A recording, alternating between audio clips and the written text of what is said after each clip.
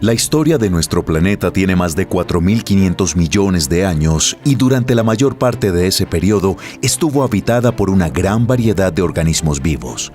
La biosfera de la Tierra ha atravesado un largo y difícil camino de supervivencia y desarrollo, lleno de periodos de tanto rápido crecimiento como de extinciones catastróficas. Pero a pesar de todas las pruebas, la vida no desapareció de la faz de la Tierra y por el contrario se convirtió en una fuerza separada capaz de cambiar la faz de la Tierra. Hagamos un fantástico viaje al pasado para conocer los hitos más importantes de la historia paleontológica de nuestro planeta y ver con nuestros propios ojos las criaturas más insólitas que habitaron sus extensiones. En primer lugar, iremos al Eón Arcaico, la era habitada más antigua de la historia de la Tierra, para averiguar quiénes habitaron nuestro planeta en ese tiempo misterioso. Después trataremos de descubrir cómo y por qué la vida salió a la Tierra cruel e inhóspita, dejando la acogedora cuna del agua. Luego nos encontraremos con las criaturas más notables de la era de los dinosaurios y con quienes vinieron a reemplazarlos. Finalmente, pasaremos por los momentos más trágicos de la historia del desarrollo de la biosfera terrestre que casi dejó nuestro planeta como un desierto estéril. Prepárate, que ya empezamos. Cosmo, el primero en el espacio.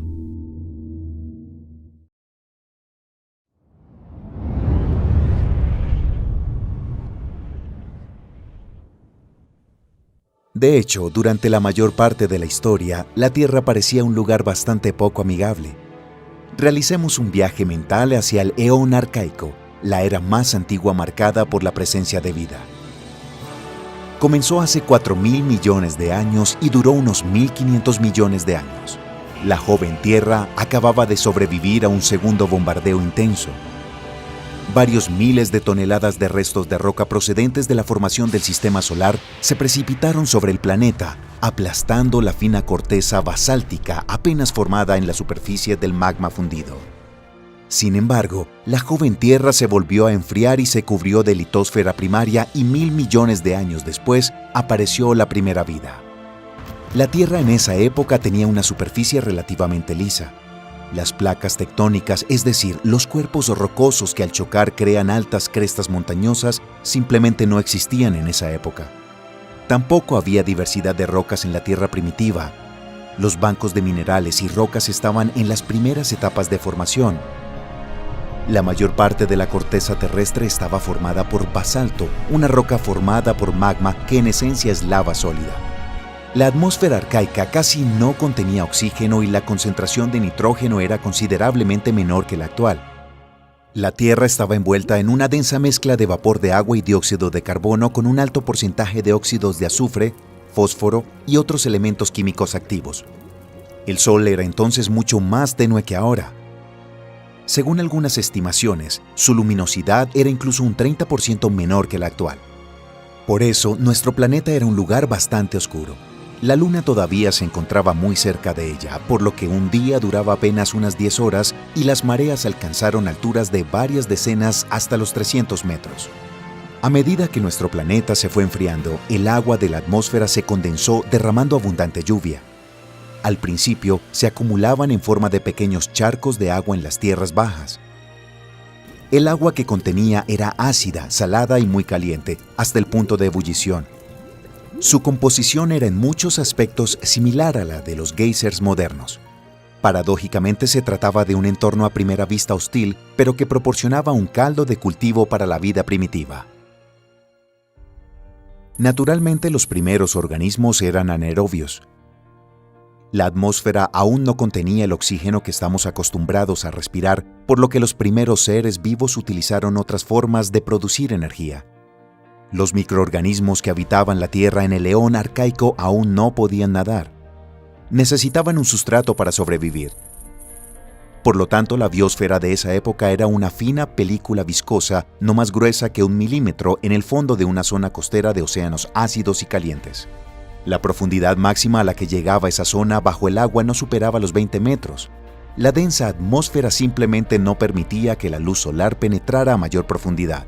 Las bacterias quimiosintetizadoras vivían cerca de las bocas de los volcanes submarinos, pero no necesitaban luz. Obtenían su energía de las reacciones químicas de los compuestos de azufre y hierro. La Tierra se estaba enfriando, el nivel de los océanos subía, la atmósfera se hacía más fina y el Sol aumentaba gradualmente de tamaño. La anchura de la zona costera disponible para la vida se amplió gradualmente. A finales del Eón Arcaico, la biosfera era una estrecha franja a lo largo de las costas, así como las islas aisladas en las profundidades del océano, cerca de volcanes activos. Sin embargo, toda la masa terrestre, los ríos y el vasto océano abierto seguían sin vida. Si un explorador hubiera aterrizado en la Tierra en esa época, la única evidencia de vida visible a simple vista habrían sido los estromatolitos. Estas formaciones calcáreas sedimentarias fueron creadas por antiguos microorganismos y pueden alcanzar varios metros de altura. Había otro problema en esa época. Las cantidades de reactivos eran insuficientes y eso impedía enormemente la evolución de la vida. La evolución aún no había producido carroñeros, organismos que se alimentaban de carne muerta. Así, bajo la influencia de la gravedad y las corrientes marinas, las criaturas muertas se acumularon en cavidades del fondo marino. Cientos de millones de años después, estas acumulaciones fueron procesadas por la naturaleza en lo que ahora son campos petrolíferos. Hace unos 3.500 millones de años surgieron criaturas que iban a cambiar la Tierra hasta hacerla irreconocible. Algunas bacterias consiguieron realizar la fotosíntesis con producción de oxígeno. 1.000 millones de años después, en los límites entre el Eón Arcaico y el Eón Proterozoico, su evolución provocó la extinción más global de la historia del planeta. Se conoce como la Gran Oxidación, por nombrar solo un término. Es difícil estimar la magnitud de este acontecimiento, ya que una abrumadora mayoría de las criaturas no se conservaron como fósiles. Prácticamente toda la diversidad de formas de vida anaeróbica que había tardado 1.000 millones de años en evolucionar desapareció de la faz de la Tierra. En la antigüedad, la atmósfera de la Tierra contenía una gran cantidad de potente gas de efecto invernadero, el metano. En presencia de oxígeno, se oxida rápidamente para formar dióxido de carbono y agua. La disminución de la concentración de metano en la atmósfera provocó un rápido descenso de la temperatura del planeta. El proceso ha dado lugar a la glaciación huroniana, la mayor glaciación de la historia de la Tierra, que comenzó hace 2.400 millones de años y duró 300 millones de años. Según las excavaciones, los glaciares llegaban a veces hasta el Ecuador, convirtiendo la Tierra casi por completo en una bola de hielo. Entonces, la Tierra tardó 1.500 millones de años en pasar de los campos de lava hirviendo a los interminables desiertos helados. El Eón Proterozoico duró desde los 2.500 millones de años hasta los 540 millones de años antes de Cristo. A pesar del frío, la vida siguió evolucionando. Sin embargo, la Tierra permaneció completamente sin vida. La vida se concentraba en una zona costera cercana al Ecuador. ¿Y qué pasaba en los continentes? Aunque todavía no estaban llenos de vida, la Tierra estaba experimentando algo diferente e interesante a su manera. Junto a los continentes se formaban bancos de minerales metálicos y nuevas rocas. En el Eón Proterozoico, las zonas de tierra firme asumieron alternativamente diferentes aspectos y fueron interminables glaciares y desiertos de piedra en un momento u otro. Es difícil de imaginar, pero hace apenas 500 millones de años, la mayor parte de nuestro planeta parecía un desierto marciano. Afortunadamente para los habitantes de nuestro planeta, el Sol se hizo gradualmente más brillante y cálido y finalmente el hielo se retiró. Hace 542 millones de años comenzó el Eón Fanerozoico, o en griego, la vida manifiesta. Una época marcada tanto por el auge del desarrollo de las especies como las extinciones masivas. Te he hablado de los más importantes. A principios de la era paleozoica, la mayor parte de la masa terrestre estaba conformada en un gigantesco supercontinente llamado Gondwana. Estaba situado en el hemisferio sur, tenía una topografía compleja y abarcaba una superficie de más de 100 millones de kilómetros cuadrados. Incluía la actual África, Sudamérica, la Antártida, Australia, la península de la India y otros territorios. Los continentes más pequeños como Laurentia, Báltica y Siberia estaban situados en la zona ecuatorial. También habían muchas islas pequeñas. Sin embargo, hasta el periodo silúrico, que comenzó aproximadamente hace unos 444 millones de años, todas estas extensiones permanecieron casi sin ninguna forma de vida. Solo los musgos y líquenes más sencillos se apoderaron poco a poco de las zonas terrestres. No fue hasta principios del Silúrico cuando aparecieron las primeras plantas, no en todas partes, sino en los trópicos, en la zona de mareas y cerca de los ríos. A pesar del rápido crecimiento de la diversidad de animales y plantas marinas, la vida marina siguió concentrándose cerca de la costa. La zona habitable se hizo gradualmente más amplia, por ejemplo, en el periodo Devónico, que comenzó hace 420 millones de años y que terminó hace 358 millones de años. La profundidad de la capa oceánica disponible para la fotosíntesis alcanzó los metros 50, 10 veces menor que en la actualidad. Al mismo tiempo, aparecieron los primeros reductores, organismos que descomponen la carne muerta. Como resultado, también aparecieron aquellos que comían estos productos de descomposición. Por ejemplo, a una profundidad de hasta 500 metros, no solo se podían encontrar bacterias carroñeras, sino también esponjas marinas. El siguiente periodo se denomina Período Carbonífero. Continuó desde los 358 hasta los 299 millones de años. En sus inicios, gran parte del cinturón tropical estaba ocupado por helechos arbóreos. Los densos bosques tropicales no crecían continuamente. En aquella época no había organismos que ayudaran a la descomposición de la madera. Por eso los troncos voluminosos de los árboles no se pudrían al morir y no pasaban ningún nutriente a sus descendientes. Permanecían tumbados sin descomponerse y el fósforo de sus cuerpos tan vital para las plantas no podía extraerse. Así, con el tiempo, el verdor exuberante y áspero dio paso a enormes montones de madera muerta que cubrían enormes extensiones de terreno. Más tarde se formaron ricos yacimientos de carbón que siguen siendo ampliamente utilizados por la humanidad en diversas industrias. Fuera de los trópicos, solo se encontraron hongos, musgos y líquenes. No pudieron reforzar la capa superior del suelo con sus raíces, así que la lluvia la arrastró, convirtiendo los ríos en corrientes de lodo y los lagos en pantanos putrefactos. Las zonas áridas se convirtieron en desiertos sin vida.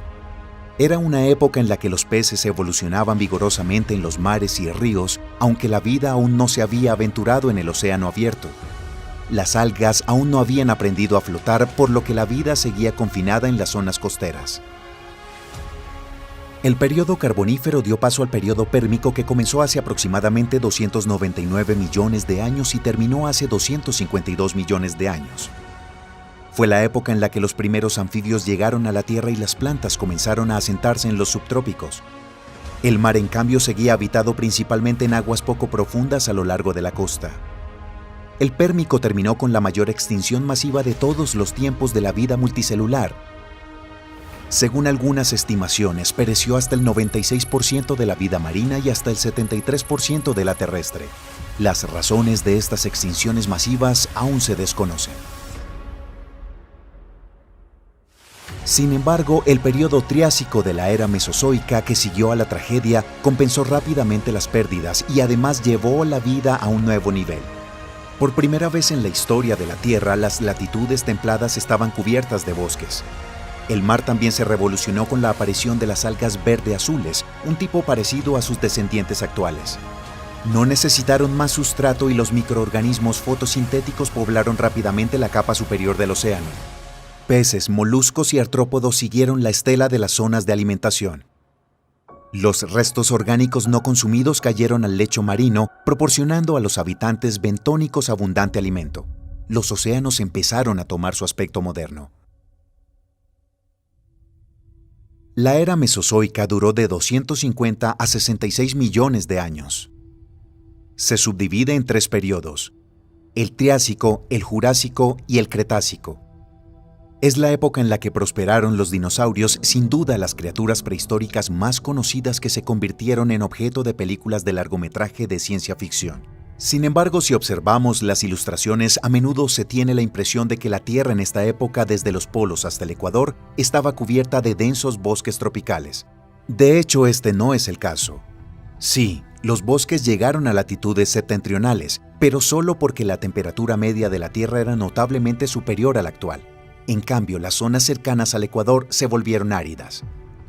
Con los bosques extendiéndose rápidamente por toda la superficie de la Tierra, todavía había muchos pantanos y desiertos alrededor. Los últimos no solo eran abrasadores y secos como estamos acostumbrados a imaginarlos, sino también moderados, frescos e incluso húmedos. Sin plantas herbáceas alrededor, los suelos no podían adherirse a las laderas rocosas, solo los líquenes pueden crecer en rocas estériles. No fue hasta mediados del Cretácico, hace unos 100 millones de años, cuando las plantas se generalizaron. Curiosamente, las primeras plantas fueron árboles y solo hacia el final del Cretácico surgieron plantas similares a las hierbas modernas. En comparación con un roble poderoso o una secuoya gigante, la hierba normal parece insignificante, pero es capaz de algo que no hacen los gigantes de los árboles. Al mezclar sus diminutas raíces en el suelo, ayudan a formar el césped duro. Esto no solo hace que el suelo sea más duro y evita que se desprenda o se erosione, sino que también se encarga de eliminar el exceso de agua, dejando que se evapore y acumulando el agua cuando falta. Al emerger, las plantas herbáceas convirtieron los desiertos en estepas, praderas y sabanas, los pantanos en praderas inundables y las zonas de permafrost en tundra y estepa de tundra. Cuando el Cretácico estaba llegando a su fin, la Tierra había empezado a parecerse a la actual. Solo le faltaba un toque importante: los mamíferos. Este tipo de animales existió durante mucho tiempo, pero las criaturas no estuvieron muy extendidas hasta el final de la era mesozoica. Hasta la actualidad no se sabe con certeza qué causó la extinción de los dinosaurios. Los culpables son un meteorito gigante, el enfriamiento global y otras causas.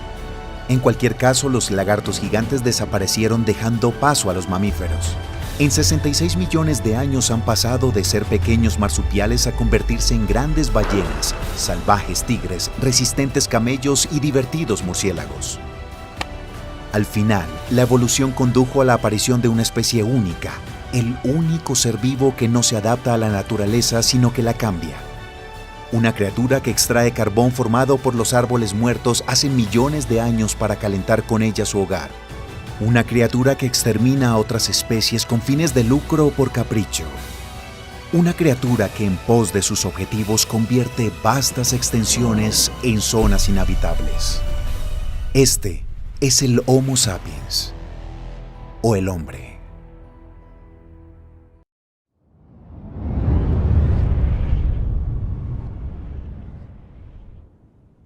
La vida en nuestro planeta se originó en el agua. Esta suposición se encuentra en el corazón de la teoría moderna de la biogénesis y está prácticamente fuera de toda duda en la comunidad científica, ya que es el agua en su forma líquida la que proporciona las condiciones óptimas para la aparición y el desarrollo de la vida. Sin embargo, si miramos a nuestro alrededor, es fácil ver que se pueden encontrar diversos organismos no solo en los océanos y los ríos, sino también en la superficie, en el suelo, en las capas inferiores de la atmósfera e incluso en los respiraderos volcánicos. ¿Cuándo y por qué la vida abandonó el acogedor océano y comenzó a explorar el duro páramo terrestre? Intentemos averiguarlo. Hasta el final del eón proterozoico, toda la vida en la Tierra se concentraba exclusivamente en los océanos. A lo largo de ese periodo prehistórico, la parte sólida, la superficie del planeta, se cubrió alternativamente, primero de gigantescos casquetes polares y después de extensiones estériles y sin vida, similares a los paisajes marcianos y viceversa. El Ediacárico, el último periodo proterozoico, comenzó hace aproximadamente 635 millones de años y duró 94 millones de años. La Tierra no era un lugar muy acogedor en aquella época. Los humanos modernos se habrían desmayado con bastante rapidez por asfixia si hubieran estado expuestos a las condiciones de la época, ya que la concentración de oxígeno era la mitad de la actual. Los paisajes del periodo Ediacárico eran vastos desiertos y montañas rocosas, desprovistos del más mínimo indicio de vida. Al mismo tiempo, el océano costero estaba relativamente poblado por criaturas muy inusuales, completamente distintas a cualquier criatura viviente. En su mayoría eran de cuerpo blando e inmóvil y se alimentaban de partículas nutritivas que flotaban en el agua. Es de suponer que estos organismos no tenían músculos, ni un sistema nervioso elaborado, ni un caparazón duro. Todas estas adaptaciones simplemente no eran necesarias para la supervivencia, ya que los depredadores eran prácticamente inexistentes en esa época. No aparecieron hasta el final del periodo Ediacárico y ocuparon inmediatamente una posición dominante en el antiguo océano. La caza activa resultó ser una estrategia de supervivencia muy eficaz, ya que los habitantes bentónicos, inmóviles y de cuerpo blando, no podían huir del enemigo ni defenderse ni siquiera esconderse. Para los primeros depredadores, el océano era como un buffer interminable lleno de alimentos nutritivos y fáciles de encontrar. Como es lógico, la mayoría de las antiguas criaturas que lo habitaban se extinguieron rápidamente. Otras criaturas cambiaron para soportar las nuevas amenazas. Hace aproximadamente 542 millones de años, comenzó un periodo que ha tenido un gran impacto en la faz de nuestro planeta. Los estratos geológicos de esta época están llenos de numerosos fósiles de seres vivos altamente organizados. Estos hallazgos sugieren que en esta época los antiguos océanos estaban abundantemente habitados por criaturas con impresionantes esqueletos externos o caparazones. Este proceso se denomina explosión cámbrica y fue un hito importante en la historia del desarrollo de la vida en nuestro planeta, marcando el inicio del eón fanerozoico o eón de la vida visible. El periodo del eón fanerozoico se denomina periodo cámbrico. Comenzó hace 542 millones de años y duró unos 56 millones de años. Las criaturas más famosas y extendidas de esta época son los trilobites, pero estas espeluznantes criaturas no son lo único por lo que es famoso el Cámbrico. Fue durante este periodo cuando el sistema de relación entre depredadores y presas terminó de tomar forma. Por supuesto, en los millones de años que siguieron, los cambios en las condiciones ambientales rompieron repetidamente las cadenas alimenticias establecidas, destruyendo algunas especies y exaltando otras, pero el principio en sí mismo permaneció inalterado. La depredación se convirtió en un poderoso motor de la evolución, obligando a los organismos a cambiar rápidamente para hacer frente a las nuevas amenazas y a explorar nuevas áreas donde los depredadores aún no habían llegado. La explosión cámbrica dio lugar a la aparición de muchas formas de organización de los seres vivos totalmente nuevas. Muchos de ellos resultaron ineficaces y acabaron desapareciendo de la faz de la Tierra. Otras dieron lugar a una gran diversidad de nuevas especies. Por ejemplo, alrededor de 550 y 530 millones de años, las diminutas criaturas bentónicas parecidos a los moluscos llamados aicohuellas tenían un tubo duro y cartilaginoso que se extendía a lo largo de todo su cuerpo. Se cree que estas criaturas se encuentran entre los primeros ancestros de los vertebrados modernos. Un poco más tarde aparecieron los picayas, que eran pequeños y tenían un aspecto similar a los lancelet, gusanos planos o a los peces primitivos. La notocorda, robusta y flexible con músculos unidos a ella, les permitía nadar en el agua arqueando todo su cuerpo. Este modo de locomoción resultó ser extremadamente eficaz y rápido, lo que permitió a los primeros cordados sobrevivir y evolucionar con el tiempo hasta convertirse en especies altamente evolucionadas. Por supuesto, casi todos los hallazgos paleontológicos del período cámbrico se refieren a la vida marina, ya que la gran mayoría de las criaturas de la época vivían en los océanos. Las criaturas impresas en las rocas parecen extrañas e incluso terroríficas. El Anomalocaris, por ejemplo, un camarón gigantesco de hasta 60 centímetros de longitud que fue uno de los principales depredadores del Cámbrico. Sin embargo, otros hallazgos parecen completamente imperceptibles al mismo tiempo que revelan fenómenos extremadamente importantes. Entre ellos se encuentran los fósiles terrestres más antiguos jamás encontrados. Tienen una antigüedad de unos 530 millones de años, correspondientes al Cámbrico medio y tardío. Sin conocimientos especializados, es difícil ver algo especial en estas piedras de aspecto poco llamativo. Sin embargo, la existencia de tales huellas significa que las primeras algas y los microorganismos primitivos comenzaron a asentarse en la superficie de la Tierra alrededor de esta época. A medida que crecían, morían y se descomponían, formaban un sustrato nutritivo para sus descendientes. Lo más probable es que las primeras colonias de microorganismos en tierra se formaran en lugares húmedos y cálidos, como en aguas poco profundas o en la zona de mares del océano.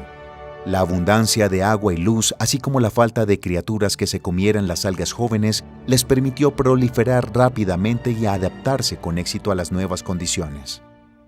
Posteriormente a las algas unicelulares les sucedieron los hongos primitivos que no podían sintetizar nutrientes por sí mismos, pero absorbían con éxito los restos de las plantas muertas.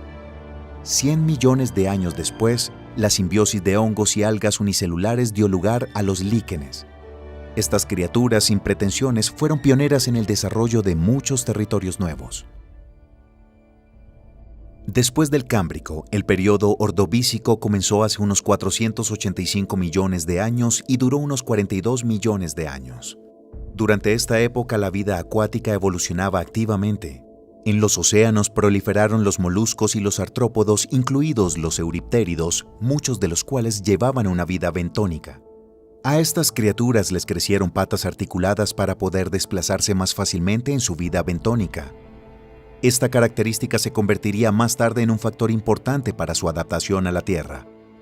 Los peces sin mandíbula, como la lamprea actual, también evolucionaron, seguidos poco después por los peces cartilaginosos. Mientras tanto, en la Tierra, las plantas se fueron alejando poco a poco del agua. Aparecieron las primeras plantas pluricelulares claramente adaptadas a vivir en la Tierra. Dejaron tras de sí huellas de esporas y vasos que servían para llevar la humedad a las partes superiores de la planta. Sin embargo, la vida animal seguía recelosa de abandonar su hábitat, aunque es posible que algunos crustáceos tuvieran la oportunidad de explorar un poco las zonas costeras. Este periodo terminó con la extinción del Ordovícico silúrico. Sus causas son inciertas, pero la teoría más popular supone un enfriamiento global y un posterior descenso del nivel del océano mundial. Sea como sea, hasta el 50% de las especies desaparecieron de la faz del planeta como consecuencia de la extinción masiva. Sin embargo, la vida fue capaz de adaptarse a las nuevas condiciones e incluso alcanzar un nivel cualitativamente nuevo. El siguiente periodo, llamado silúrico, se sitúa entre los 444 y 419 millones de años. En esta época, los océanos estaban dominados por enormes artrópodos. En esta época vivía el euriptérido gigante que alcanzaba una longitud de 2,5 metros. Los peces, incluidos los grandes y rápidos carnívoros de más de 1 metro de largo, también prosperaban. No es de extrañar que algunas criaturas decidieran abandonar el océano e intentar explorar nuevos hábitats. Fue en esta época cuando los primeros artrópodos llegaron a la Tierra. Estos eran los antiguos euriptéridos y otros crustáceos. Tenían un duro caparazón quitinoso que les protegía de la desecación y conservaba la forma de su cuerpo, así como unas pequeñas patas que les permitían desplazarse por superficies duras fuera del mar. Es razonable suponer que los primeros artrópodos que llegaron a tierra firme tuvieron cuidado de no alejarse demasiado del agua. Sus órganos respiratorios debían permanecer húmedos para realizar su función. Sin embargo, los artrópodos fueron atraídos por la abundancia de alimentos vegetales fuera del mar. Otro factor fue la seguridad. Al fin y al cabo, los depredadores aún no habían aprendido a seguir a sus presas más allá del agua. Poco a poco, los conquistadores terrestres se adaptaron a las nuevas condiciones e hicieron la transición final a un estilo de vida terrestre, evolucionando hacia una increíble diversidad de insectos, arácnidos y otras clases de criaturas. Hace unos 419 millones de años comenzó el período Devónico, el más importante de la historia de la exploración de la Tierra. Duró unos 60 millones de años. Fue entonces cuando se generalizaron los riniófitos, las antiguas plantas vasculares que dieron lugar a las colas de caballo, los musgos y los helechos. Estas plantas medían hasta 3 metros de altura, cubriendo densamente la maleza, todos los ambientes húmedos y cálidos del planeta, principalmente los mares costeros y los deltas de los ríos que desembocaban en ellos. Sin embargo, ni los riniófitos, ni los musgos, ni líquenes que aparecieron posteriormente tenían un sistema radicular normal. En lugar de raíces ramificadas que mantenían las plantas firmemente en el suelo, en el mejor de los casos, ellos tenían rizomas primitivos. Por lo tanto, debido a las precipitaciones, el suelo era rápidamente arrastrado hacia los ríos, convirtiéndolo en corrientes de lodo y a los deltas en pantanos. En estos lugares húmedos y ricos en materia orgánica, la vegetación prosperó, proporcionando alimento a los insectos y otras criaturas que vivían en la Tierra en aquella época. La abundancia de insectos y sus larvas, a su vez, atraía a los peces a las marismas. Sin embargo, la gran cantidad de materia orgánica en descomposición absorbía el oxígeno del agua de la marisma, dificultando la respiración de los habitantes acuáticos. Así que los peces que vivían en esa zona se adaptaron a ingerir aire atmosférico para compensar la falta de oxígeno. Poco a poco desarrollaron un saco pulmonar que les permitía sobrevivir fuera de su hábitat acuático. Paralelamente se estaba gestando otra importante adaptación. Los gruesos tallos de las plantas que crecían densamente en los humedales proporcionaban a los peces un refugio contra los grandes depredadores. Sin embargo, vadear a través de ellos fue bastante difícil. No bastaba con unas aletas delgadas, sino que necesitaban unas extremidades poderosas y carnosas. Así que las aletas de estos peces de pantano se alargaron y añadieron huesos para formar una fuerte base muscular. Así aparecieron los primeros peces con aletas lobuladas, los dipnoos, de los que el Eustenopterón puede considerarse un representante típico. Este pez con sus poderosas aletas aún no buscaba tierra, pero era capaz de respirar oxígeno atmosférico y pasar algún tiempo fuera del agua. Los charcos poco profundos de agua pantanosa a menudo se secaban, obligando a sus habitantes a arrastrarse por tierra hacia otros hábitats más húmedos y favorables. El acantostega, que vivió unos 365 millones de años en el Devónico tardío, hizo precisamente eso.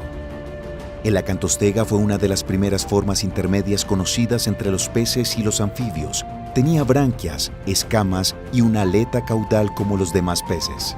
Al mismo tiempo, esta asombrosa criatura tenía 4 patas y un saco pulmonar que le permitía respirar aire atmosférico al igual que los anfibios. Por desgracia, las extremidades de la acantostega eran demasiado débiles para soportar su peso y los músculos de su pecho no eran suficientemente potentes como para proporcionar oxígeno a su cuerpo durante largos periodos de tiempo.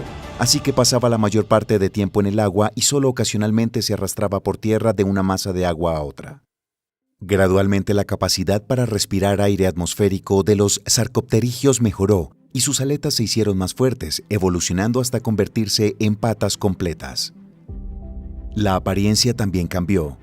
Por ejemplo, el Tiktaalik, antiguo Crossopterygii, pez anfibio que vivió más o menos en la misma época de la acantostega, tenía la cabeza plana como una rana. Al ser una forma de transición entre los peces y los anfibios, el Tiktaalik tenía poderosas aletas capaces de levantar su cuerpo y desplazarlo por superficies duras. Además, este pez anfibio podía respirar tanto con branquias como con pulmones, y la estructura de su hueso auditivo indica claramente que el Tiktaalik era bueno para distinguir los sonidos tanto en el agua como en la tierra. Todos estos atributos indican claramente que esta criatura pasaba tanto tiempo en tierra como en el agua.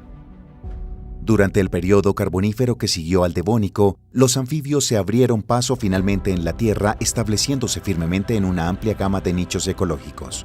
En una lucha evolutiva, dieron lugar a clases de animales como los reptiles y los sinápsidos. La diversidad de ambientes fuera del océano empujó y aceleró considerablemente la evolución. Después de todo, los habitantes de la Tierra se ven afectados por una gama mucho más amplia de temperaturas y otras condiciones que los habitantes del agua. Sin embargo, cabe preguntarse, ¿por qué solo se ha llegado a Tierra una vez en la historia de la evolución? ¿Por qué ninguna especie acuática ha salido del océano hacia tierra firme en los últimos 350 millones de años? La respuesta no es tan compleja como parece. Los organismos que viven en el mar tienen adaptaciones que son beneficiosas en un medio acuático. La gran mayoría de ellos son inútiles e incluso perjudiciales en tierra. La vida en un entorno diferente requiere una estructura esquelética y unas cubiertas externas completamente diferentes, así como órganos respiratorios, visuales y auditivos. Los peces arrojados a tierra son aún más indefensos que los humanos en mar abierto. Obviamente se convertirá rápidamente en una presa fácil para las criaturas terrestres. Las plantas, los artrópodos y los vertebrados que llegaron a la costa durante el Paleozoico colonizaron nichos ecológicos desocupados. En el nuevo entorno no tenían enemigos naturales y había abundancia de alimentos. El principal inconveniente de la llegada a la Tierra fueron las nuevas condiciones ambientales, no otras criaturas, y las especies tuvieron tiempo de adaptarse a ellas. Sin embargo, todos conocemos un ejemplo del proceso inverso. Los antiguos ancestros de los cetáceos se readaptaron a los entornos acuáticos, ocupando una posición dominante en determinados nichos ecológicos. Esto puede parecer extraño, pero en realidad no hay ninguna contradicción. El hecho es que el medio ambiente terrestre plantea exigencias mucho más estrictas y diversas a sus habitantes. Por lo tanto, en algunos casos, el regreso al océano puede ser beneficioso en términos de supervivencia. Las ballenas, los delfines y otros animales acuáticos secundarios de los océanos, mares y ríos son una excelente prueba de que la evolución no es un proceso irreversible. Y si es ventajoso retroceder en determinadas condiciones, lo hará.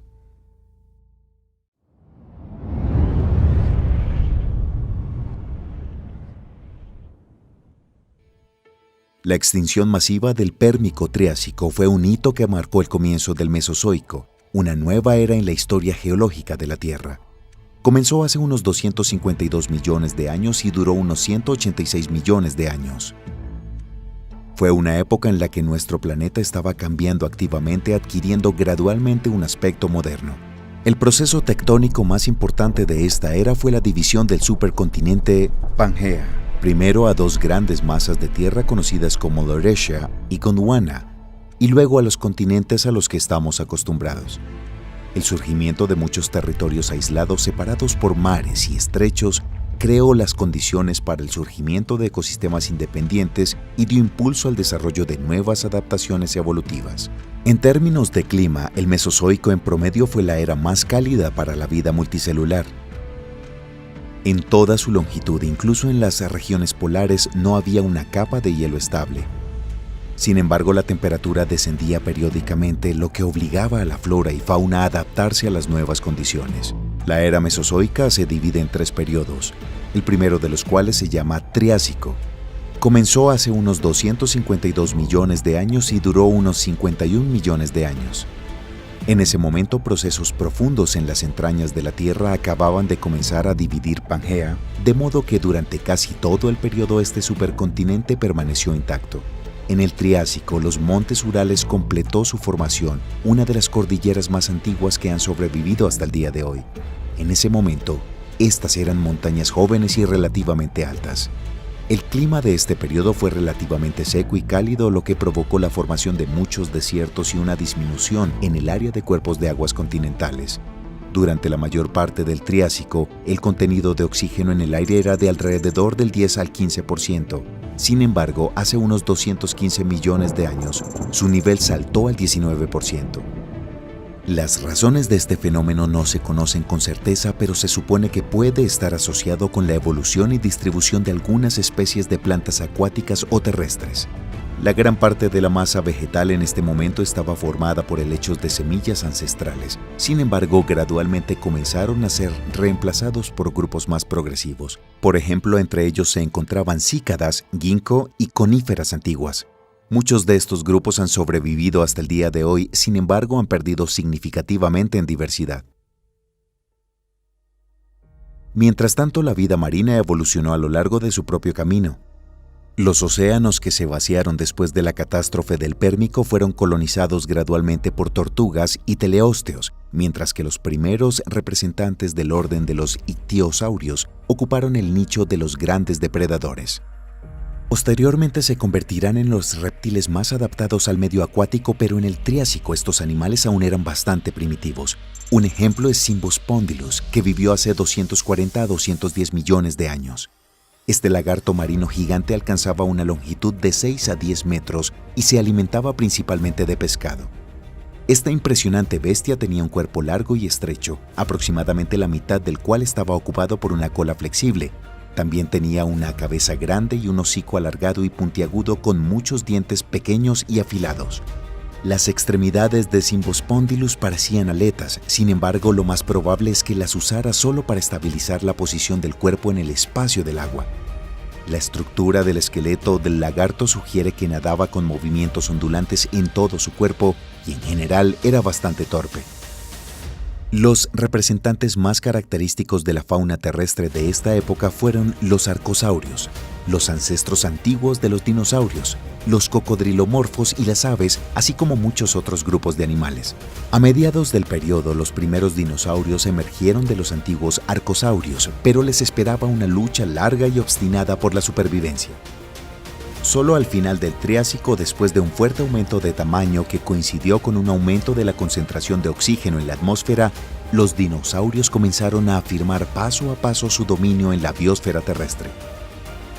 Las imágenes de lagartos terribles son familiares para casi todas las personas modernas. Sobre ellos se han rodado decenas de películas y se han escrito miles de libros. Al mismo tiempo, otros animales no menos importantes e interesantes de este periodo se desvanecen en su contexto. Por ejemplo, un animal pequeño, Oligocaifus, que vivió en el Triásico tardío hace unos 200 millones de años. Esta pequeña y ágil criatura pertenece a los sinodontos, animales antiguos que se diferenciaban de los mamíferos solo en unos pocos rasgos sutiles. Oligocaifus tenía un cuerpo delgado y flexible de unos 50 centímetros de largo, estaba cubierto de pelo y parecía una comadreja. Era un herbívoro y de sangre caliente muy extendido en lo que hoy es América del Norte, así como en Europa y China. Aunque no se sabe con certeza si los Oligocaifus tenían una bolsa en el vientre, la estructura de su esqueleto sugiere el tamaño extremadamente pequeño de los jóvenes, que es típico de los marsupiales modernos. Además de esto, es muy probable que estos animales alimenten a sus crías con leche. Además, se supone que el Oligocaifus cavó agujeros y estableció refugios en ellos y también cuidó a los jóvenes, lo que puede servir como evidencia de una inteligencia relativamente alta. Desafortunadamente, estos animales se extinguieron al comienzo del período Jurásico, presumiblemente debido a una reducción en el suministro de alimentos. Sin embargo, siguen siendo los animales más antiguos, más similares a los mamíferos modernos.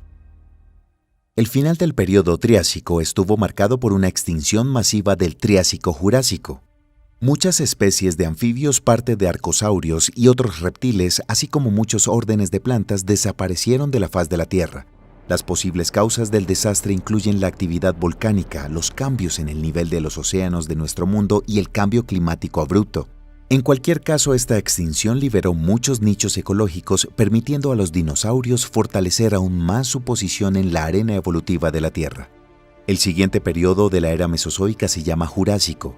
Comenzó hace unos 201 millones de años y terminó hace unos 145 millones de años, por lo que duró unos 56 millones de años. Este fue el momento de cambios y transformaciones tectónicas a gran escala. Fue en el período Jurásico cuando el supercontinente Pangea finalmente se dividió en varias áreas terrestres separadas por mares poco profundos. Si se observa el mapa de la Tierra para ese momento, al final del periodo ya era posible discernir los contornos de algunos continentes modernos, aunque ubicados en lugares completamente inusuales. El aislamiento de nuevos continentes entre sí llevó a la formación de biosistemas aislados, por lo que los animales y plantas comunes en uno de los continentes podrían estar completamente ausentes en el otro. Durante la mayor parte del periodo, el clima de la Tierra fue cálido y húmedo, pero más cerca de su final se observó un enfriamiento relativamente corto. Las vastas extensiones de tierra estaban ocupadas por bosques tropicales compuestos principalmente por cícadas, gimnospermas que parecen palmeras. Además, las coníferas estaban muy extendidas y se asemejaban a los cipreses y pinos modernos en su apariencia. En tierra, mientras tanto, comenzó la era del apogeo de los dinosaurios. Mostraron una diversidad increíble y ocuparon la mayoría de los nichos ecológicos, dominando en casi todos. Entre ellos se pueden encontrar tanto lagartijas del tamaño de un gato como verdaderos gigantes. En el período Jurásico, los saurópodos de dinosaurios herbívoros aparentemente similares entre sí, que incluyen branquiosaurios, brontosaurios y diplodocus, y otros grupos se generalizaron. El más grande de ellos, los titanosaurios, alcanzaba una longitud de 25 a 30 metros y su masa podía superar las 75 toneladas. Una característica inusual de los saurópodos fue el llamado cerebro sacro, una extensión en la parte posterior de la columna que hipotéticamente podría contener 20 veces más tejido nervioso que el cerebro. Actualmente se cree que la cavidad sacra probablemente estaba llena de glucógeno, que era una fuente de nutrición adicional para el sistema nervioso del pangolín gigante. Mientras tanto, a la sombra de los dinosaurios siguieron evolucionando otros grupos de animales como mamíferos y reptiles, además de artrópodos. En los océanos, durante este periodo, los moluscos bivalvos, similares a los modernos, se extendieron ampliamente. Asimismo, una variedad de lagartos acuáticos se convirtieron en los depredadores dominantes ictiosaurios y pliosaurios. Al comparar el oftalmosaurio del Jurásico medio a tardío con el Symbospondylus más antiguo, puede ser difícil creer que estos animales estén relacionados. Antepasado: Symbospondylus. Existió hace 240 a 210 millones de años. Longitud: 6 a 10 metros. Cuerpo y cabeza alargados. Mal adaptado al medio acuático. Descendiente: Ophthalmosaurus. Existió hace 165 a 145 millones de años. Longitud: hasta 6 metros. Cuerpo aerodinámico, cola vertical. Bien adaptado al medio acuático. Este lagarto acuático tenía un cuerpo parecido a un delfín con una elegante y poderosa cola vertical en forma de media luna. Se supone que respiró aire atmosférico mientras que podría pasar unos 20 minutos bajo el agua, desarrollar una velocidad de más de 7 km por hora y sumergirse a una profundidad de unos 600 metros. La estructura de los dientes del oftalmosaurio permite concluir que su principal alimento eran los moluscos, entre ellos el calamar. Otra característica notable de la apariencia de este animal fueron sus ojos. Su diámetro era de unos 10 centímetros y un anillo de placas óseas los protegía del daño. Se supone que el oftalmosaurio veía bien en la oscuridad, lo que le permitía cazar a grandes profundidades donde los lagartos depredadores más grandes no nadaban. El último periodo de la era mesozoica se llama Cretácico. Comenzó hace 145 millones de años y duró unos 79 millones de años, convirtiéndose así en la etapa más larga del Mesozoico. La separación de los continentes continuó durante todo el Cretácico. India se separó de África y comenzó un movimiento pausado hacia Asia, cruzando gradualmente el Océano Índico. América del Sur también se separó y se trasladó hacia el oeste. Como resultado, al final del periodo, los contornos de África, Australia y Groenlandia, así como América del Norte y del Sur, comenzaron a parecerse a los modernos, mientras que Europa y Asia apenas comenzaban a adquirir sus fronteras. El clima del Cretácico fue relativamente fresco. En el periodo de hace 100 a 85 millones de años, la temperatura promedio aumentó levemente y luego comenzó nuevamente el enfriamiento que se prolongó hasta el final de la era. Fue en ese momento que vivieron los tiranosaurios y los triceratops, los dinosaurios más famosos y los símbolos reales del Mesozoico. Sin embargo, es mucho más importante el hecho de que las angiospermas se generalizaron en el periodo Cretácico, primero árboles y luego pastos. Al formar césped, fortalecieron la capa del suelo y la hicieron más fértil, y las semillas nutritivas se convirtieron en alimento para muchas especies. Este evento sirvió como un ímpetu evolutivo para un aumento en la diversidad de mamíferos y en menor medida de algunos dinosaurios herbívoros. Por lo tanto, a pesar del dominio total de los reptiles en todos los nichos ecológicos, los mamíferos continuaron desarrollándose. Su diversidad aumentó gradualmente y al final del periodo ya era posible distinguir grupos separados, por ejemplo, ungulados, insectívoros, carnívoros y primates. Uno de los mamíferos más grandes del periodo Cretácico fue el Repenomamus, que vivió hace unos 125 millones de años. Su longitud corporal alcanzaba 1 metro y su peso oscilaba entre 12 y 14 kilogramos. Exteriormente, esta criatura presumiblemente se parecía al demonio de Tasmania moderno. A juzgar por la estructura de los dientes, el Repenomamus era un depredador, pero sus extremidades eran cortas y torpes, por lo que es posible que el animal no desdeñara la carroña. Además, hay un hallazgo interesante: el esqueleto de un Repenomamus con los restos de un pequeño dinosaurio en el abdomen. Puede servir como evidencia de que algunos mamíferos de este periodo pueden haber cazado especies de dinosaurios pequeños como Psittacosaurus y Archaeornithoides. Mientras tanto, los mares han estado dominados durante mucho tiempo por grandes dinosaurios flotantes, ictiosaurios, plesiosaurios y mosasaurus. Sin embargo, hace aproximadamente 90 a 95 millones de años, su número disminuyó significativamente como resultado de la extinción del Cenomiano turoniano, asociada con una fuerte disminución en la concentración de oxígeno en el océano. Una de las posibles razones es el aumento de la actividad volcánica submarina. El final del Cretácico fue quizás el periodo más frío del Mesozoico. Todos los seres vivos intentaron adaptarse a la inevitable caída de temperatura. Los dinosaurios no fueron una excepción. Hace unos 70 millones de años, en la parte norte del actual Alaska, en el Círculo Polar, vivía un lagarto asombroso, el Nanoxaurus, un pariente lejano del monstruoso gigante Tyrannosaurus rex. Este dinosaurio se parecía a aquel en apariencia, pero era mucho más modesto en tamaño. La longitud corporal del Nanoxaurus alcanzaba los 6 metros y su masa rondaba la tonelada, es decir, unas 8 a 9 veces menor que la del Tyrannosaurus rex. Se supone que tal disminución de tamaño podría estar asociada con una escasez de alimentos. Obligado a sobrevivir en las duras condiciones del extremo norte, entre campos nevados al amparo de la noche polar, este dinosaurio adquirió una serie de adaptaciones inusuales. En primer lugar, probablemente era de sangre caliente y el metabolismo del lagarto se distinguía por una tasa bastante alta, aproximadamente como la de las aves modernas. En segundo lugar, el Nanoxaurus tenía una cubierta de plumas y plumones de varias capas que le permitía mantenerse caliente en las heladas del norte severas. De esto se deduce que este lagarto del norte muy probablemente era un depredador activo y rápido. Sin embargo, en condiciones de noche polar, los métodos tradicionales de rastreo de presas no son tan efectivos, por lo que el Nanoxaurus probablemente tenía un sentido del olfato bien desarrollado y una visión nocturna sensible. Estas suposiciones se ven confirmadas por las características estructurales de su cráneo.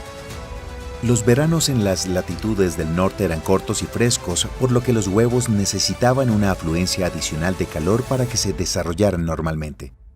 Se supone que los Nanoxaurus, al igual que otros dinosaurios del norte, incubaron sus huevos y también se hicieron cargo de sus crías. El estudio de los restos encontrados muestra que esta especie tenía un volumen cerebral relativamente grande, lo que significa que potencialmente no era inferior en inteligencia a la mayoría de las aves modernas. Desafortunadamente, todas estas características no salvaron al Nanoxaurus de la extinción. Hace unos 66 millones de años, la extinción masiva del Cretácico Paleógeno acabó con todos los dinosaurios no aviares, lagartos marinos y pterosaurios, así como con muchas otras criaturas de la faz de la Tierra. Sin embargo, los terribles lagartos dejaron su importante huella en la historia de nuestro planeta y los nichos ecológicos que se liberaron después de ellos fueron rápidamente ocupados por aves y mamíferos, dando lugar a una nueva era, el Cenozoico. Su creación más alta fue una criatura única llamada Homo sapiens, que arbitrariamente se proclamó a sí mismo el rey de la naturaleza. Su camino aún continúa y a dónde lo llevará, solo el tiempo lo dirá.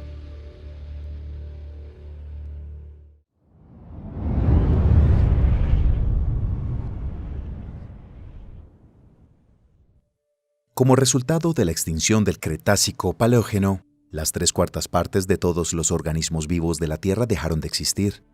Casi todos los animales de más de 25 kilogramos murieron, incluidos casi todos los dinosaurios no voladores. Este trágico evento marcó el final del Mesozoico y el comienzo del Cenozoico, una era geológica que continúa hasta nuestros días. Se divide en 3 periodos desiguales que difieren significativamente tanto en el clima como en la diversidad de la biosfera. El primero y más largo de ellos se llama Paleógeno. Este comenzó hace unos 66 millones de años y duró 43 millones de años.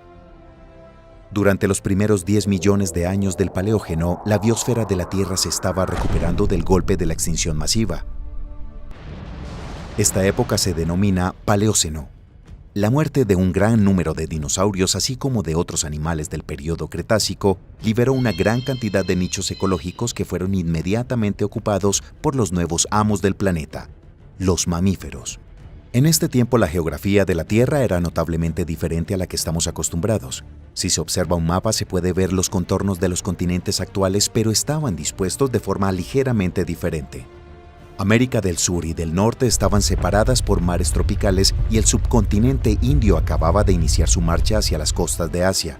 El antiguo océano Tetis todavía separaba África y Eurasia, pero se estaba reduciendo rápidamente debido al movimiento de las placas tectónicas. El clima de esta época era más estable y cálido que el actual. Una parte sustancial del planeta estaba cubierta por densas y exuberantes selvas tropicales. La gran mayoría de los animales de esta época eran de tamaño pequeño. La abundancia de alimento vegetal les permitió reproducirse rápidamente, expandiéndose a más y más áreas. Fue entonces cuando aparecieron los ancestros más antiguos de la mayoría de los mamíferos actuales. Por ejemplo, los cálidos bosques del Paleoceno estaban habitados por miácidos, pequeños depredadores diestros similares a las martas. Se cree que ellos originaron una innumerable diversidad de mamíferos carnívoros modernos. Fue también en este tiempo cuando vivieron los arqueócetos, los ancestros más antiguos de las ballenas modernas, que en ese momento se parecían más a los hipopótamos. Todavía no se habían convertido a la vida acuática, pero ya habían dado el primer paso. Sus extremidades, órganos respiratorios y oído interno ya habían empezado a adaptarse a las largas inmersiones bajo el agua. La siguiente época en la historia de nuestro planeta fue el Eoceno. Comenzó hace unos 56 millones de años y duró algo más de 22 millones de años. Para este tiempo, los contornos de los continentes ya se habían acercado a los actuales. La India había llegado finalmente a las costas del sur de Asia y la colisión de las placas tectónicas comenzó a comprimir los estratos rocosos en gigantescos pliegues. Así surgió el Himalaya, actualmente el mayor sistema montañoso de nuestro planeta. Aunque algunos de los animales de la época se parecían a sus homólogos modernos, otros eran muy diferentes. Este fue el caso, por ejemplo, del Andrewsarchus. Fue uno de los mayores mamíferos carnívoros que nunca jamás han caminado sobre la Tierra. Su cráneo medía 84 centímetros de largo, aproximadamente una vez y media la del oso pardo, y se calcula que su mordedura era más potente que la de cualquier depredador terrestre moderno. Así lo demuestran las profundas depresiones del cráneo del Andrewsarchus, que servían de puntos de sujeción para los músculos de la mandíbula. La reconstrucción del esqueleto de este animal muestra que la longitud total del cuerpo del Andrewsarchus pudo haber superado los 4 metros y su peso pudo haber sido de hasta 1 tonelada. Es aún más sorprendente que este depredador gigante aparentemente pertenecía a los ungulados primitivos. Los estudios sugieren que los parientes más cercanos del Andrewsarchus fueron los antiguos suinos, hipopotámidos y cetáceos. El estudio de los pocos fósiles del cráneo y los dientes muestra que lo más probable es que fuera un depredador omnívoro que no desdeñaba ni siquiera la carroña. Por desgracia, no se han encontrado muchos fósiles de esta notable criatura y los científicos siguen debatiendo sobre la estructura de su organismo, forma de vida y parentesco con otras familias de mamíferos. La última época del Paleógeno fue el Oligoceno. Se cree que comenzó hace 33.9 millones de años y terminó hace 23 millones de años, con una duración de 11 millones de años. Fue un tiempo de enfriamiento global. Los cálidos bosques tropicales fueron sustituidos paulatinamente por interminables estepas de plantas gramíneas. Fue entonces cuando la Antártida comenzó a ser cubierta por una capa de hielo, transformándose de un continente verde a un desierto frío y sin vida. Australia siguió alejándose de los demás continentes y África, por el contrario, se desplazó hacia el norte más cerca de Europa. La colisión de las placas tectónicas hizo que las cordilleras se elevaran rápidamente, dando lugar a los Alpes. Hace aproximadamente 26 a 28 millones de años, en lo que hoy es Colorado, entró en erupción el supervolcán La Garita. Fue una de las mayores erupciones volcánicas del Fanerozoico. Un área de más de 30.000 kilómetros cuadrados quedó cubierta por una capa de ceniza caliente de unos 100 metros de espesor. Toda la vida en el vasto radio alrededor del volcán fue completamente destruida. Sin embargo, la vida puede superar cualquier desastre. En ese tiempo, la Tierra estaba habitada por animales sorprendentes, algunos tan grandes como los dinosaurios. Así eran, por ejemplo, los Indrocotherium, antiguos herbívoros relacionados con los rinocerontes. La mayor de ellas, la Paracetarium, medía unos 4.8 metros a la cruz, más grande que un gran elefante africano. Gracias a su largo cuello, estos gigantes podían levantar la cabeza hasta 7 metros de altura. Un rinoceronte moderno habría caminado bajo el vientre de su gigantesco ancestro y un humano apenas podría alcanzar su rodilla. Estos gigantes podían pesar hasta 20 toneladas, lo que los convierte en los mayores mamíferos terrestres de todos los tiempos. Incluso los brontosaurios, los dinosaurios terrestres más grandes, solo pesaban unas 15 toneladas. Todavía se desconocen los detalles de la apariencia del Indrocotherium. Desgraciadamente, hasta la fecha no se ha encontrado ni un solo esqueleto completo de estos sorprendentes animales, sino solo fragmentos pertenecientes a diferentes ejemplares. La mayoría de los científicos están de acuerdo en que, a pesar de su parentesco con los rinocerontes, los Indrocotherium no estaban equipados con un enorme cuerno, sino que podrían haber tenido una pequeña trompa como la de los tapires actuales. Esta adaptación les permitía recoger las suculentas y pulposas hojas de las copas de los árboles. Es probable que estos gigantes herbívoros vivieran en pequeños rebaños y llevaran un estilo de vida nómada, desplazándose siempre por el vasto territorio. Desgraciadamente, el Indrocotherium se extinguió por completo a finales del Oligoceno. Alrededor de esta época, los antiguos elefantes penetraron en la región de su hábitat, así como los grandes depredadores carnívoros, Yaenodon y Anficiónidos, también conocidos como perros oso. Se especula que la llegada de nuevos herbívoros grandes pudo haber alterado el equilibrio natural, colocando a los Indrocotherium en una feroz competencia por el alimento. El hambre y las amenazas de los nuevos habitantes de las estepas asiáticas llevaron poco a poco a los gigantes herbívoros a su completa extinción. Además, entre 37.2 millones y 28.4 millones de años atrás, los grandes carnívoros, los entelodones, vivían en abundancia en la Tierra. Se han encontrado fósiles de estas criaturas en toda Eurasia. Aunque los artiodáctilos, los entelodones, se parecían a los cerdos salvajes en apariencia, pero evolutivamente estaban más cerca de los hipopótamos o incluso de los cetáceos. Estos animales medían hasta 2 metros de altura y pesaban más de 1 tonelada.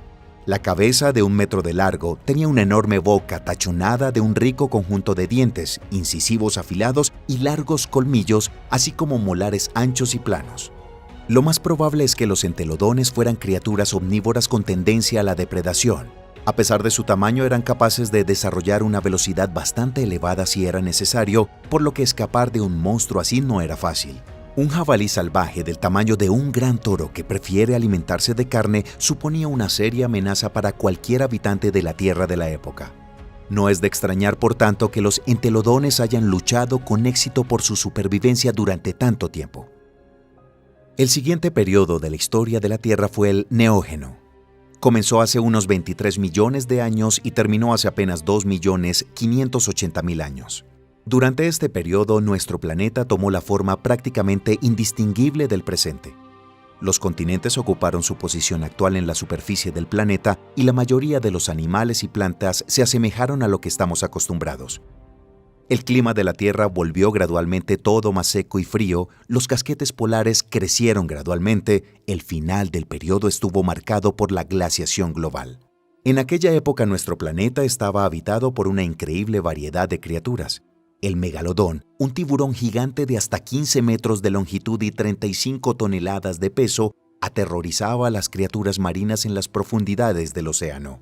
En tierra se podía encontrar una gran variedad de Gompotherium, parientes de los elefantes actuales. Una característica distintiva de muchos de ellos eran los 4 colmillos poderosos. El tamaño podía exceder las dimensiones del elefante africano moderno o así como ser muy pequeños. Hace unos 2.5 millones de años comenzó el período Cuaternario, el último período geológico de la historia de la Tierra hasta el momento. Marcó la aparición y el desarrollo de los Homo sapiens, así como de sus antiguos antepasados. Por ejemplo, entre 1.100.000 años atrás vivió el Gigantopithecus, una especie conocida por la ciencia como los hominoideos gigantes. Su altura era entre 3 y 4 metros y pesaban más de 500 kilogramos. Estas criaturas vivían en el territorio de Asia y estaban estrechamente relacionadas con los orangutanes modernos. Obviamente, con su masa, los Gigantopithecus no podían trepar a los árboles como los hominoideos, pero se sabe que parte de su población vivía en las montañas, refugiándose en grutas y grietas naturales. Se cree que su dieta incluía el bambú, pero también se han encontrado huesos de animales herbívoros como marcas de dientes en las guaridas del Gigantopithecus. Basándonos en estos hallazgos, podemos suponer que estas criaturas no desdeñaban la carne y eran al menos omnívoras. La estructura del esqueleto del Gigantopithecus se aproxima a la del gorila, lo que significa que muy probablemente se movían con 4 extremidades. Además, estos hominoideos tenían un volumen cerebral relativamente grande, lo que significa que pueden haber tenido una inteligencia relativamente alta e incluso pueden haber sido capaces de construir herramientas primitivas. Por desgracia, el número de estos gigantes asombrosos disminuyó drásticamente con la propagación de los antiguos ancestros de los humanos modernos por la Tierra. Aproximadamente entre 100 y 300.000 años atrás, ellos finalmente se extinguieron. Además, se han encontrado muy pocos restos de Gigantopithecus, lo que dificulta su estudio. Otros gigantes que se cree que desaparecieron de la faz de la Tierra a causa de la intervención humana fueron los diprotodones, que habitaron en Australia entre 1.6 millones y aproximadamente 40.000 años atrás. Eran los marsupiales más grandes conocidos, estrechamente relacionados con los bombátidos y los koalas. Algunas de estas asombrosas criaturas alcanzaban los 3 metros de longitud y los 2 metros a la cruz y pesaban unas 3 toneladas. Los diprotodones eran por tanto tan grandes como algunos hipopótamos.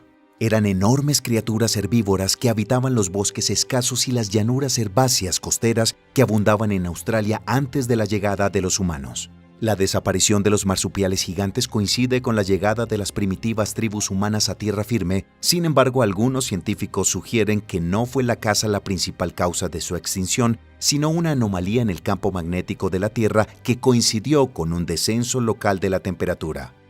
El aumento de la radioactividad natural unida a la ola de frío ralentizó el crecimiento de las plantas, causando inanición a los herbívoros, y el impacto humano no hizo más que completar la tragedia.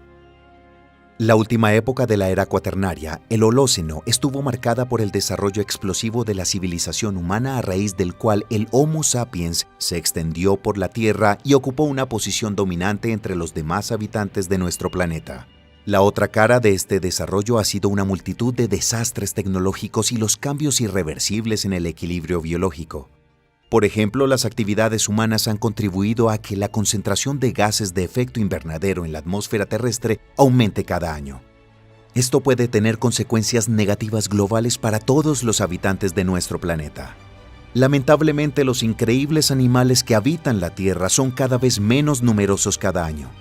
Y es especialmente triste darse cuenta de que a veces su muerte es causada por la estupidez o la codicia humana, la caza excesiva, el uso irresponsable de la tierra y la negligencia hacia el medio ambiente ya han llevado a los científicos a registrar una nueva, la sexta gran extinción de especies con consecuencias potencialmente tan graves como las 5 anteriores.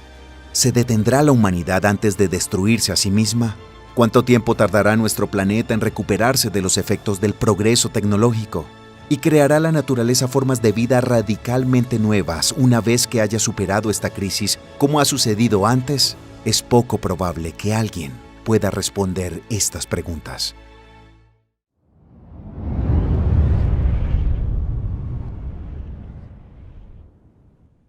La evolución de la vida en la Tierra no ha sido sencilla. Han habido periodos de mayor diversidad y periodos de extinción casi total. Estas conclusiones se desprenden del análisis de los depósitos fósiles encontrados en las excavaciones paleontológicas. En los últimos 540 millones de años, se han producido 5 grandes extinciones y unas 20 extinciones más pequeñas. Sin embargo, la crisis más global de la biosfera de nuestro planeta se produjo muchos años antes, hace unos 2100 millones de años. Se cree que las primeras formas de vida en la Tierra aparecieron bastante pronto, hace unos 4.000 millones de años, es decir, unos 400 millones de años después de que la superficie del planeta fuera relativamente habitable. La Tierra en aquella época no parecía muy acogedora. Rocas estériles, nubes densas, frecuentes tormentas y terremotos, y una atmósfera sin oxígeno, compuesta principalmente por nitrógeno, metano y dióxido de carbono. Esta fue la época de los microorganismos primitivos, las arqueas y las bacterias, que en su gran mayoría utilizaban la fotosíntesis anoxigénica, es decir, un tipo de fotosíntesis que no produce oxígeno. Además, se cree que han existido muchas formas intermedias que no pueden asignarse con un grado satisfactorio de certeza a una forma exclusiva a objetos vivos o no vivos. Hace unos 2.700 millones de años surgió la fotosíntesis oxigénica, es decir, una forma de fotosíntesis que sí produce oxígeno, tal y como la conocemos. La gran mayoría de las plantas y las algas unicelulares siguen utilizándola. Los organismos anaeróbicos no pueden vivir en un entorno rico en oxígeno, por eso las antiguas algas utilizaban el oxígeno como arma. Lo liberaban como subproducto de su actividad vital y este residuo mataba a sus competidores. De este modo, las algas no solo protegían su territorio, sino que se extendían más allá de cubrir zonas más amplias en las cuales habitar. En los primeros tiempos, el oxígeno se consumía en la oxidación de las rocas donde vivían las colonias aeróbicas. Esto llevó a la formación de bolsas de oxígeno, pequeñas áreas de minerales oxidados. Poco a poco, el oxígeno comenzó a acumularse en la atmósfera al oxidar el metano, el azufre y los compuestos de hierro. Los organismos anaerobios, incapaces de existir en un medio oxigenado, se extinguieron sobreviviendo solo en bolsas subterráneas privadas de oxígeno. La biosfera se volvió del revés, por así decirlo. Los organismos que emiten oxígeno se generalizaron, mientras que los antiguos anfitriones del planeta se limitaron a unas pocas zonas aisladas. La proliferación de nuevos organismos provocó una disminución de gases como el metano y el dióxido de carbono en la atmósfera terrestre. El primero se oxida para formar agua y eventualmente dióxido de carbono, mientras que el segundo se liga activamente en la fotosíntesis. Todo ello redujo el efecto invernadero y ha enfriado la superficie de la Tierra.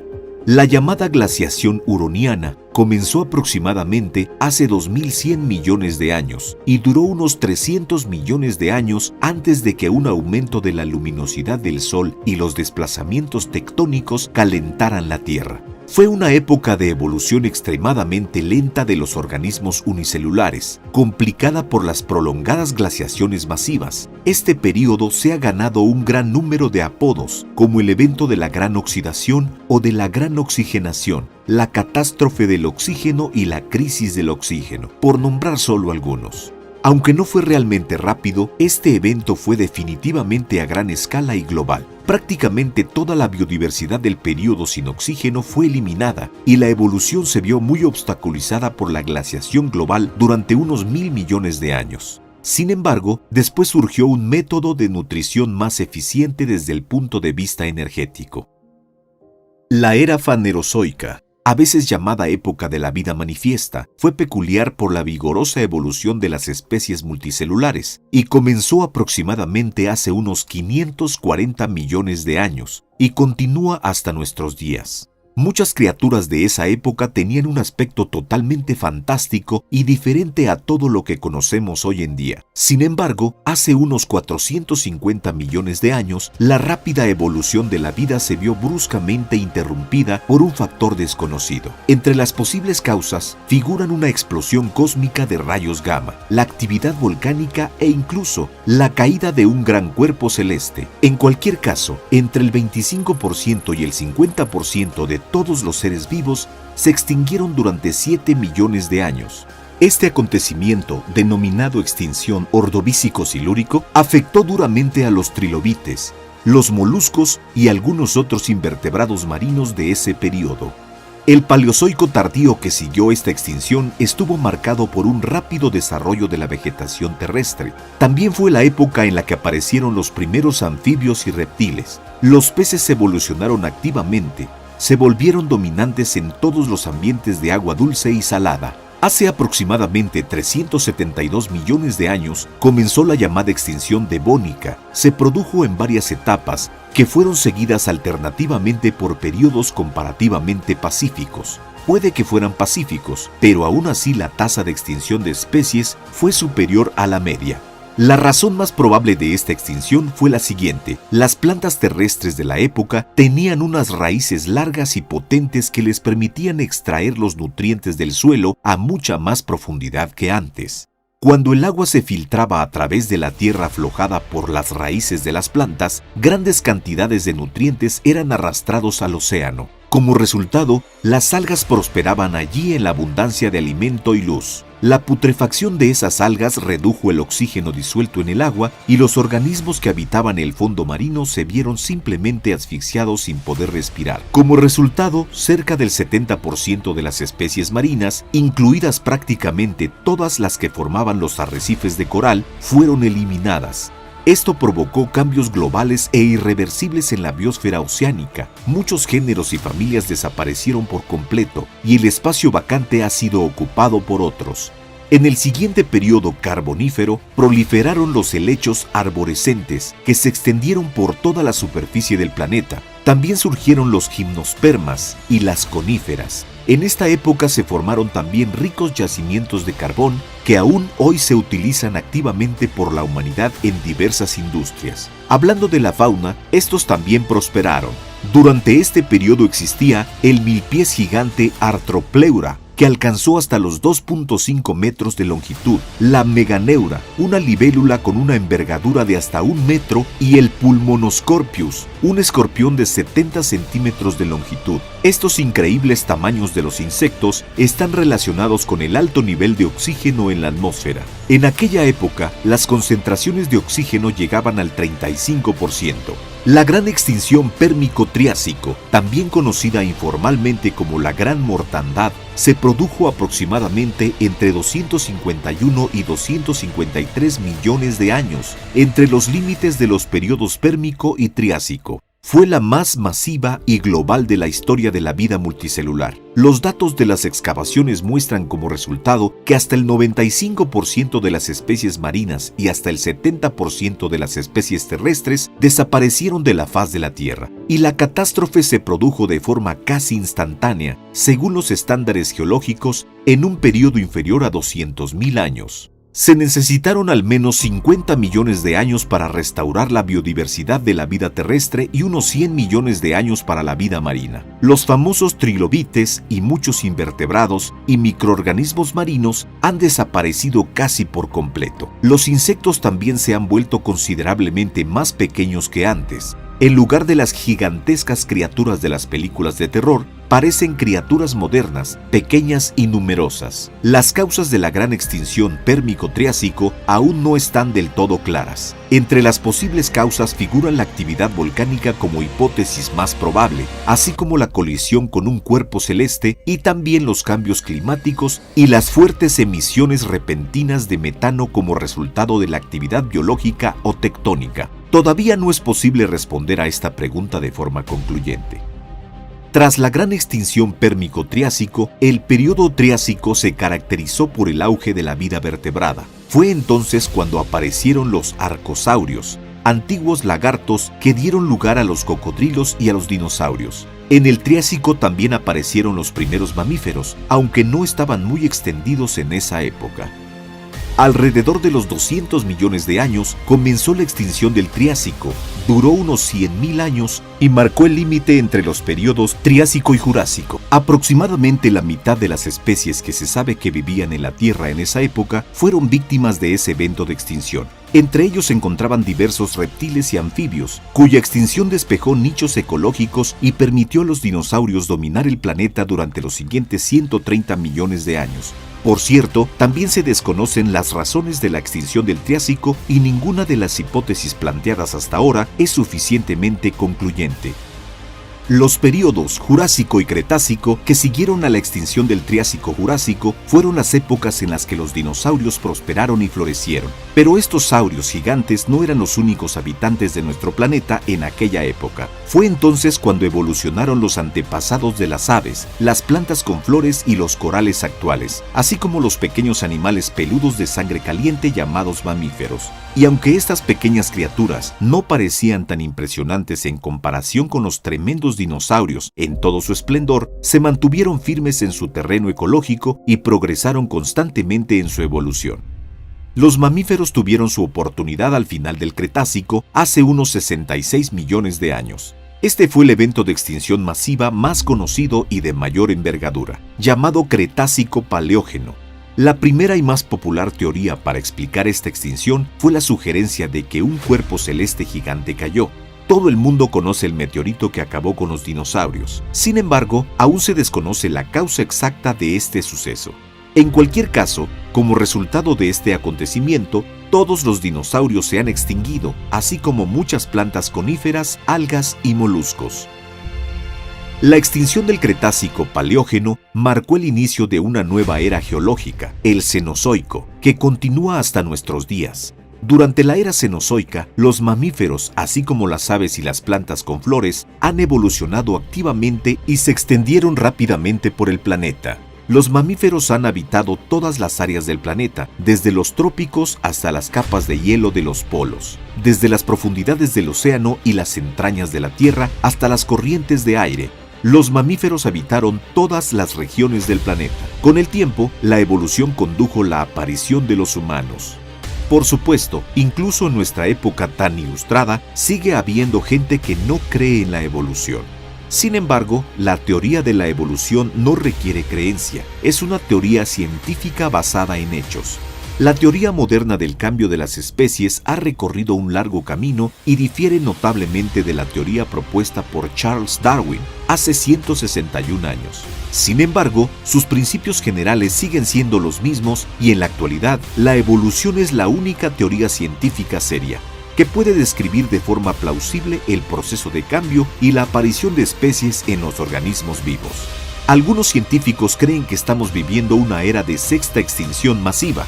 Lo llaman el Holoceno, el Antropoceno o el Cuaternario. Miles de especies se han extinguido en los últimos 10.000 años.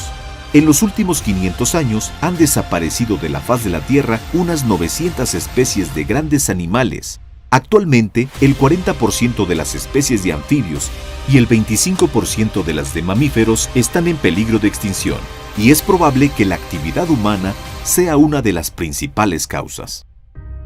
¿Podrá la humanidad ser capaz de hacer frente a esta amenaza? ¿Continuará la vida en una nueva etapa de organización, como siempre fue que ocurrió después de cada extinción masiva? Todavía no lo sabemos ahora con exactitud. La biosfera de la Tierra tiene un enorme potencial de restauración y desarrollo, pero eso no significa que podamos ser despiadados al respecto. Después de todo, la Tierra es nuestro único hogar.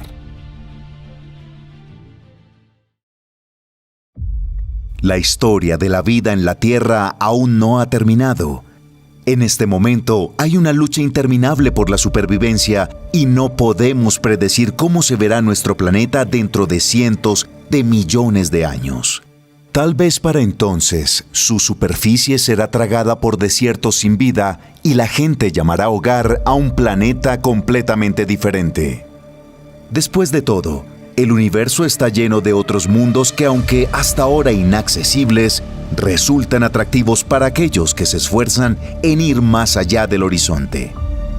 Hemos apenas dado los primeros tímidos pasos en el universo infinito y muchos más descubrimientos importantes están por venir.